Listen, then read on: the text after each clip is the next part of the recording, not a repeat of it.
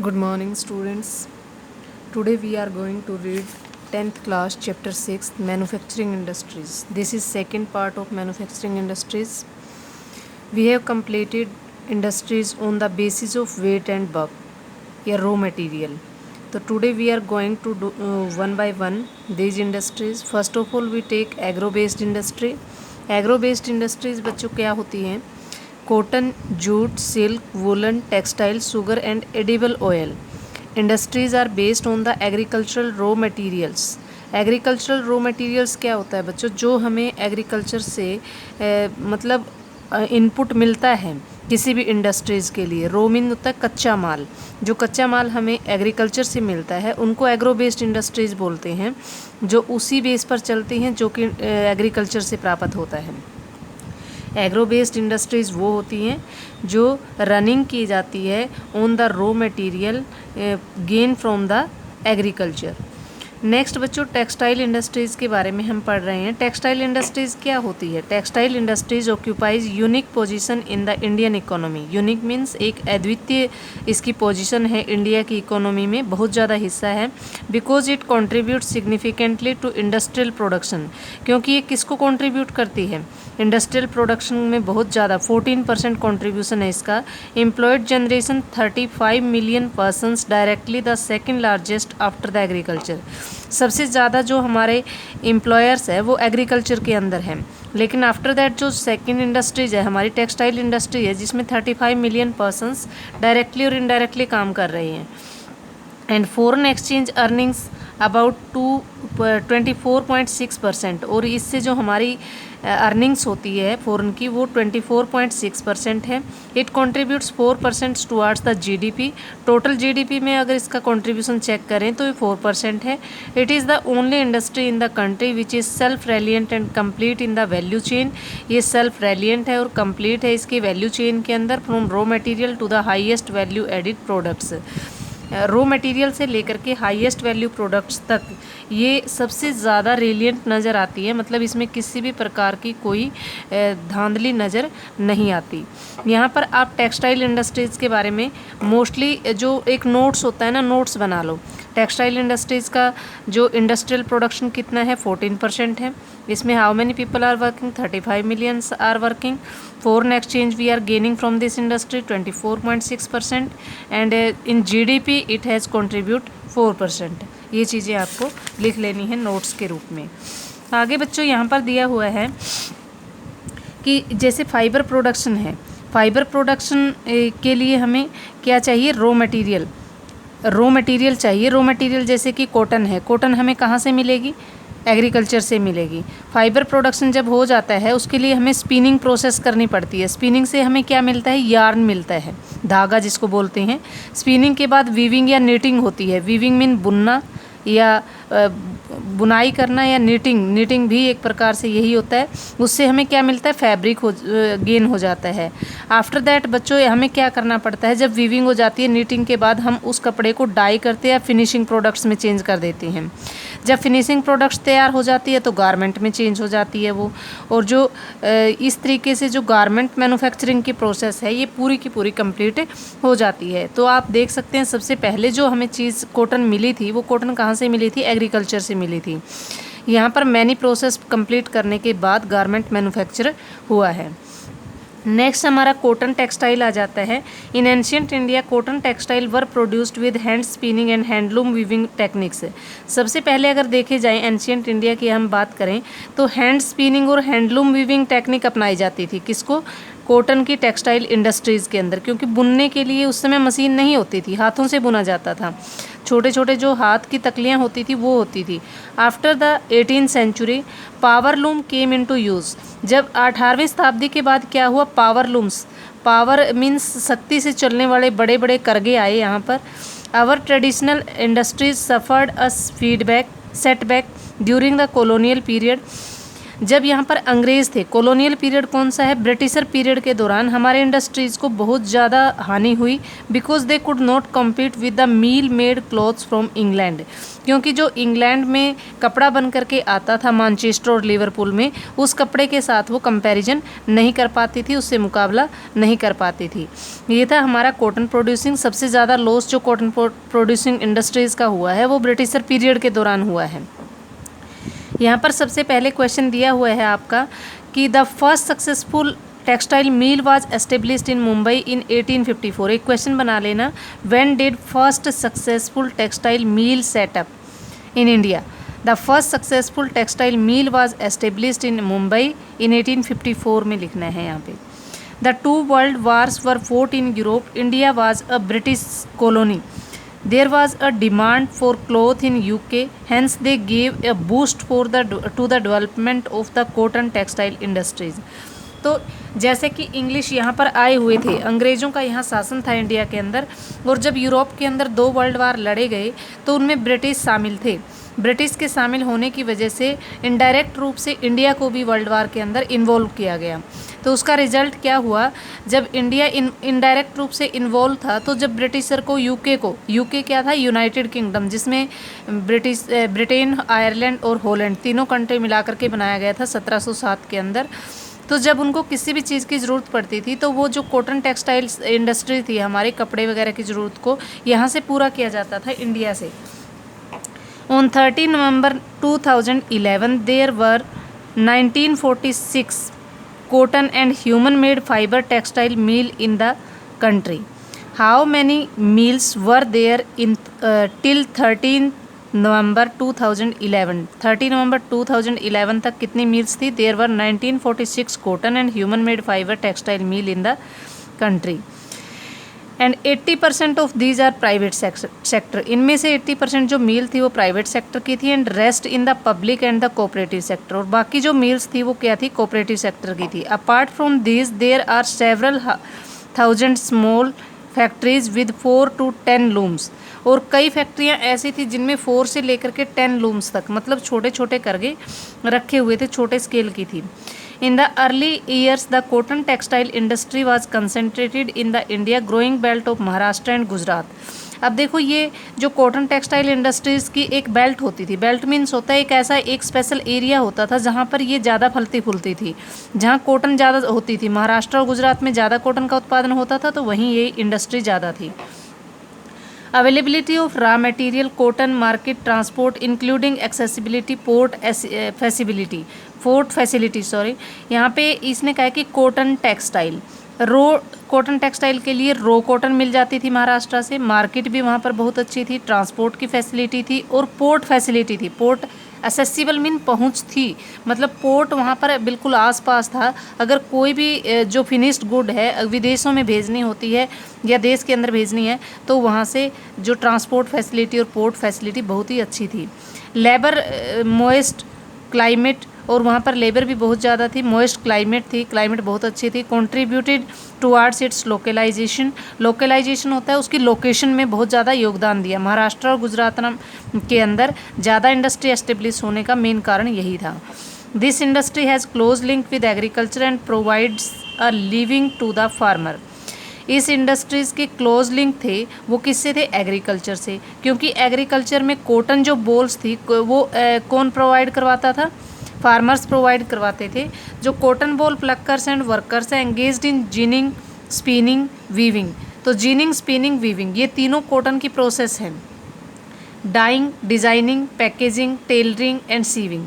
वैसे तो अगर कपड़ा बुनने तक बहुत ज़्यादा प्रोसेस चलती है। सबसे पहले जिनिंग, जिनिंग मीन्स वो जो कॉटन बॉल से बिनोले अलग किए जाते हैं। स्पिनिंग किया जाता है, स्पिन मीन काता जाता है, धागा बनाया जाता है। वीविंग फिर बुना जाता है, फिर डाइंग किया जाता है, फिर डिज़ाइन दिया जाता है, फिर पैकेज की जाती है मटेरियल की, और फिर टेलरिंग या सीविंग होती है, कपड़े की सिलाई की जाती है।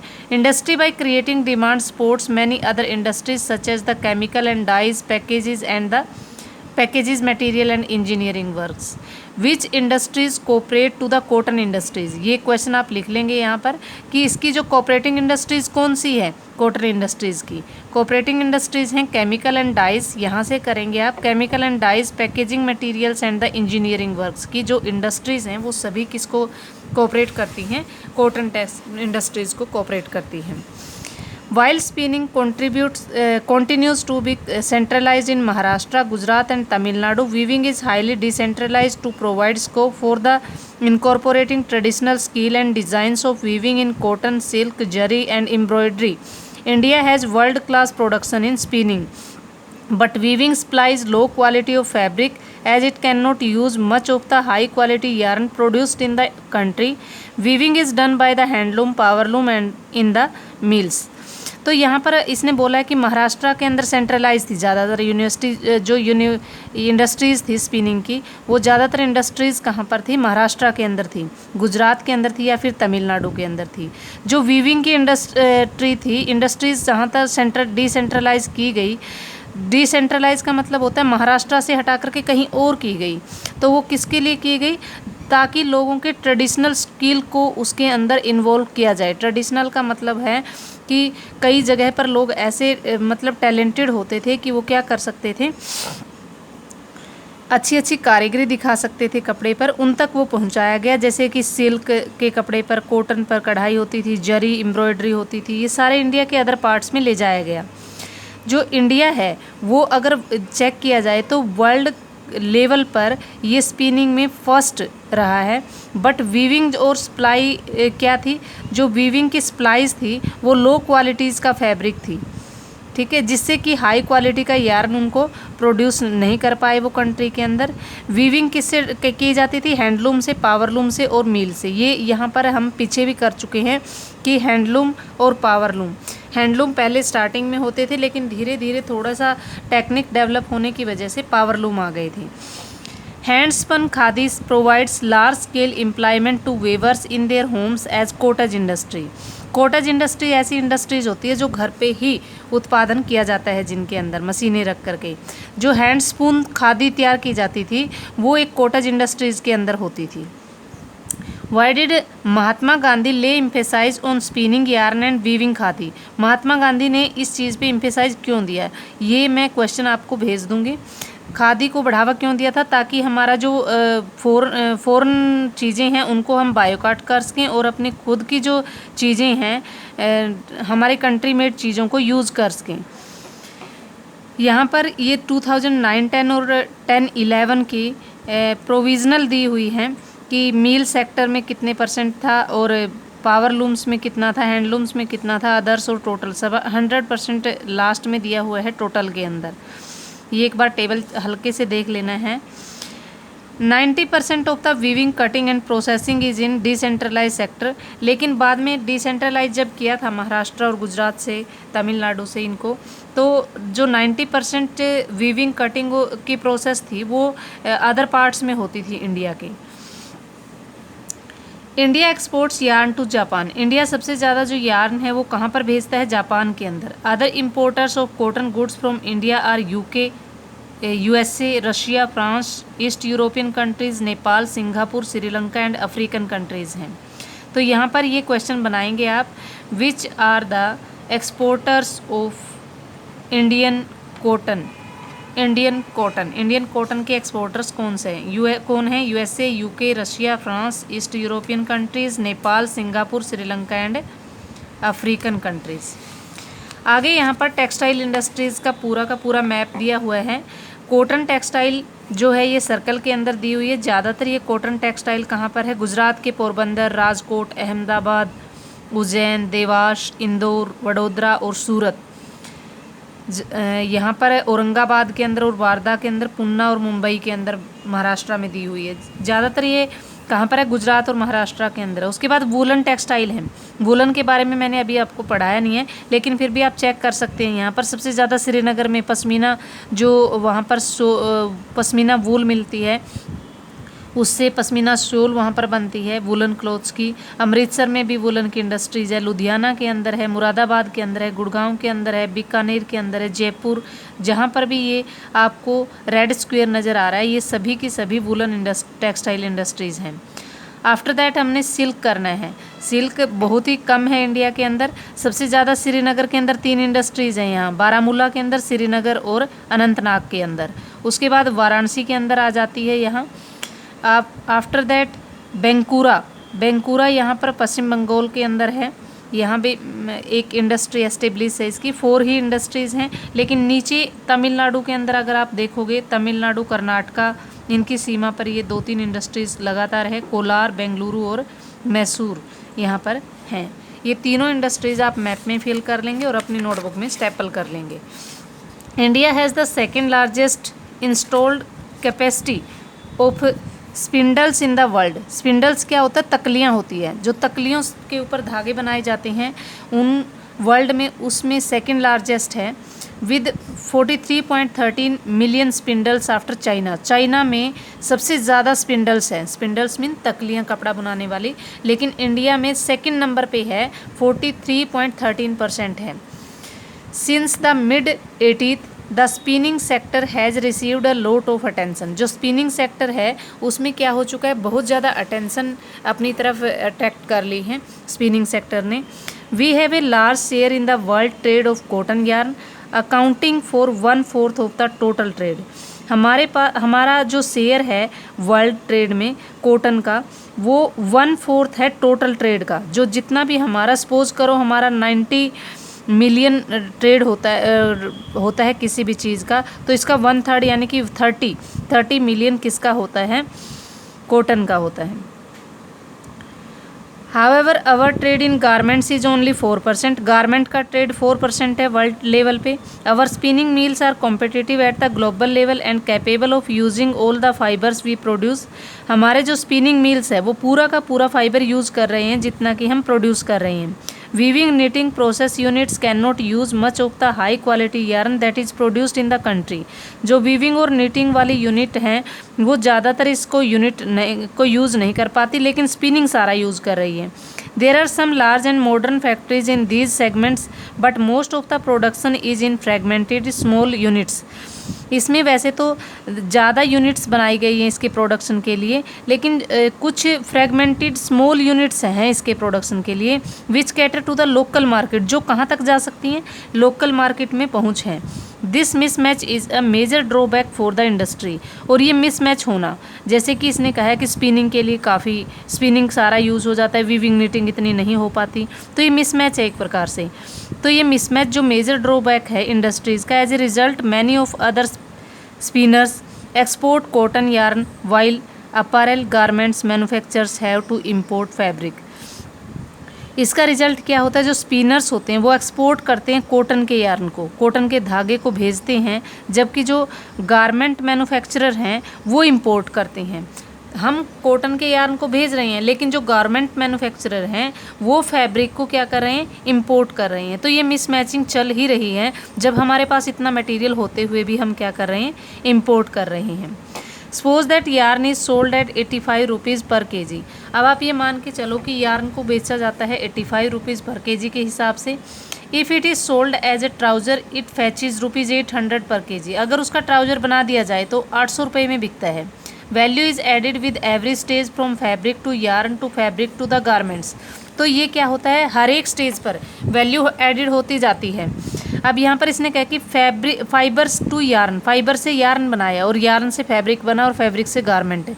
इतनी प्रोसेस, मतलब हमें 4 प्रोसेस कंप्लीट करने के बाद 800 का आउटपुट मिल जाता है 85 से। तो यही एक टैलेंट होता है, यही एक टेक्निक होती है जो कि जो भी कोई भी चीज़ है उसकी वैल्यू को ऐड कर देती है। वैल्यू एडिड बोलते हैं कि उसकी कीमत को बढ़ा देती है। Why is it important for us to improve our weaving sector instead of exporting yarn in the large quantities? अब यहाँ पर एक क्वेश्चन है कि हमें अपने वीविंग सेक्टर को क्यों बढ़ाना चाहिए, क्योंकि वीविंग और निटिंग हमारे पास इनफ नहीं है। ये मैंने पिछले पैराग्राफ में भी आपको बताया है।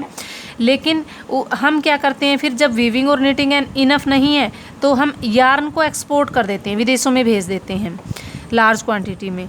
तो इसके लिए हमें क्या करना पड़ेगा, वो धागा जब हमारे पास है तो अगर हम वीविंग और निटिंग की टेक्निक को इम्प्रूव कर लें तो हमारे देश के अंदर ही कपड़ा तैयार हो जाएगा। Although we have made significant increase in the production of good qualities long staple cotton, 301.5 lakh bale में मापी जाती है। जो हमारी कॉटन होती है, कॉटन को बेल्स में, गट्ठों में मापते हैं 170 kg ईच ड्यूरिंग 2015-16। 15-16 में जो हमारा बेल्स थी वो कितने की होती थी, 170 kg की होती थी। The need to improve is still felt, लेकिन उसको इम्प्रूव करने की ज़रूरत है। Power supply is erratic and machinery needs to be upgraded in the weaving and processing sector in particular. इसके लिए हमें क्या करना पड़ेगा, पावर सप्लाई को इंक्रीज़ करना पड़ेगा और जो मशीनरी की ज़रूरत है वो अपग्रेडेड करनी पड़ेगी वीविंग प्रोसेस के लिए। Other problems are the low outputs of labour and stiff competition. Stiff का मतलब होता है स्ट्रिक्ट, जो कॉम्पिटिशन चल रहा है सिंथेटिक फाइबर इंडस्ट्रीज़ के साथ, ठीक है। अदर प्रॉब्लम यही आ जाती है कि लो जो आउटपुट है लेबर का और स्टिफ जो कंपटीशन है सिंथेटिक फाइबर इंडस्ट्रीज़ के साथ। ये था हमारा कॉटन टेक्सटाइल इंडस्ट्रीज़ का। इसमें पूरा का पूरा कॉटन टेक्सटाइल लिख के इसकी जो भी ड्रॉबैक्स है, जैसे कि यहाँ पर स्पिनिंग लॉट ऑफ होती है, वीविंग निटिंग नहीं है, इसमें जो हम एक्सपोर्ट किन कंट्रीज़ को करते हैं, इंपोर्ट क्या करते हैं, तो हमें ज़रूरत क्यों पड़ी है एक्सपोर्ट करने की, क्योंकि हमारे पास वीविंग निटिंग क्वालिटीज़ नहीं हैं। तो ये सब चीज़ें आप एक नोट के रूप में लिख लेना है, सारी की सारी कॉटन इंडस्ट्रीज़ में जितनी भी चीज़ें आती हैं। उसके बाद आ जाता है हमारा textile industry. India is the largest producer of raw jute and jute goods and stand at second place as an exporter of after Bangladesh. Bangladesh के बाद which is the largest producer of jute in at world level, तो बांग्लादेश लिखेंगे। Second largest producer क्या लिखेंगे, India लिखेंगे। There were 80 jute mills in India in 2010-11। How many jute mills are there in 2010-11, ये भी लिखेंगे 80 jutes. Most of these are located in West Bengal, mainly along the banks of the Hooghly river in a narrow belt 98 kilometre long and 3 kilometre wide. तो ये Hooghly river के आसपास जो मील हैं, jute की मीलें हैं, वहाँ पर सेटअप की गई है। यहाँ पर एक क्वेश्चन बनता है कि when did first jute mill set up in India. The first jute mill was set up near Kolkata in 1855 at Rishra Paschim Bangal के अंदर है, रिश्रा के पास की गई थी। यहाँ पर एक क्वेश्चन आपका कंप्लीट हो जाता है। After partition in 1947 the jute mill remained in India but 3/4 of jute producing area went to Bangladesh. जो जब इंडिया का पार्टीशन हो गया तो इंडिया का जो आधा हिस्सा था जूट प्रोड्यूसिंग वाला वो कहाँ पर चला गया, बांग्लादेश के अंदर चला गया। तो हमारी जो एक्सपोर्टिंग की क्वालिटीज़ थी वो लगभग आधी रह गई हैं। तो इसीलिए बांग्लादेश सबसे ज़्यादा एक्सपोर्टर है और इंडिया सेकंड नंबर पे एक्सपोर्टर है। अब यहाँ पर हुगली रिवर के बारे में पढ़ा है, ये भी हमें पता चलना चाहिए कि हुगली रिवर कहाँ पर है, पश्चिम बंगाल के अंदर है। और वहाँ पर जूट को जो गलाने के लिए हमें क्या चाहिए, पानी चाहिए, वो हुगली रिवर से वहाँ पर प्रोवाइड होता रहता है। Factors responsible for their location in the Hooghly basin are proximity of the jute producing areas. एक तो वहाँ पर जूट प्रोड्यूसिंग एरिया है हुगली के आसपास। Inexpensive water transport, water से ट्रांसपोर्ट हो जाता है। Supporting by a good network of railway, और रेलवे का अच्छा नेटवर्क है, रोडवेज का, waterways facilities, movement of raw material to the mills, abundant water for producing raw jute, cheap labour from West Bengal, adjoining states of Bihar, Orissa, Uttar Pradesh, Kolkata as a large urban centre providing banking, insurance and port facility to the jute goods. तो यहाँ पर ये सभी facility हैं जो कि provide करवाई जाती है पश्चिम बंगाल के अंदर। इन सभी फैसिलिटी के प्रोवाइड होने की वजह से ही क्या है,